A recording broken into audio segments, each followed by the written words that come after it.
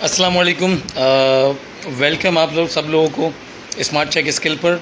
बहुत सारी प्रॉब्लम आप लोगों को पता है, हम लोग आप लोगों को सजेशन देते रहते हैं कि काम किस तरीके से करना है और किस तरीके से किया जाता है। तो एक छोटा सा मिस्टेक है, हो सकता है मे बी पॉसिबल बहुत सारे लोग ये मिस्टेक दोहराते भी हों, जो मैंने नोटिस में किया। तो कोशिश करता हूँ कि इससे आपको अवेयर करूँ ताकि आप लोग भी ये गलती ना करें।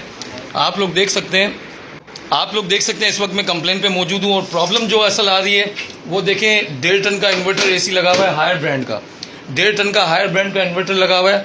लेकिन जो बात आप लोगों से करनी ज़रूरी है वो ये है कि इस 1.5 टन के इन्वर्टर एसी के अंदर लगा हुआ है 7000 वाटेज का स्टेबलाइजर। जब कभी आप इस तरीके की पोजीशन पे यूज़ करेंगे डीसी इन्वर्टर्स एयर कंडीशन को, अगर आप स्टेबलाइजर लगा के यूज़ करने की कोशिश करेंगे, देखिए वो उसके लिए नहीं बना, वो बगैर स्टेबलाइजर के वर्क करते हैं। एक बात। दूसरी बात, अगर 7000 वाट 5000 वाट या 10,000 वाटेज का स्टेबलाइजर इसके साथ कनेक्ट करेंगे तो बिजली जो है आपकी बेतहाशा यूज़ करेगा। मोटर 1.5 टन के एसी के अंदर लगी हुई होती है तकरीबन 2500 वाटेज की, लेकिन स्टेबलाइजर 7000 वाट या 5000 वाट का आप लोग यूज़ करते हैं। तो सोचें 3 गुना ज़्यादा एयर कंडीशन का पावर वो लेगा। तो बिलिंग कंजप्शन जो है वो आपको कभी भी बचत नहीं दे पाएगा। कभी भी इस तरीके की प्रॉब्लम आपको आती है, अगर आपको फ्लक्चुएशन वगैरह कभी फ्लक्चुएशन वगैरह हो रही है तो आप वायरिंग वगैरह अपनी चेक करवा लें।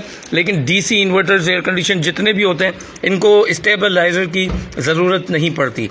ठीक है, आप देख लें यहाँ पर कनेक्ट हुआ हुआ है। अब तो खैर हम इसको निकाल के इसको डायरेक्टली कनेक्ट करके चला के चेक भी कर लेंगे और फिर इसकी परफॉर्मेंस देखेंगे क्या होता है, क्योंकि इन्वर्टर एयर कंडीशन का जो मकसद है स्टेबलाइजर के बिना ही चलना है। अगर स्टेबलाइजर के साथ लोड लेके ही चल रहा है तो इट्स मीन वो इन्वर्टर नहीं है।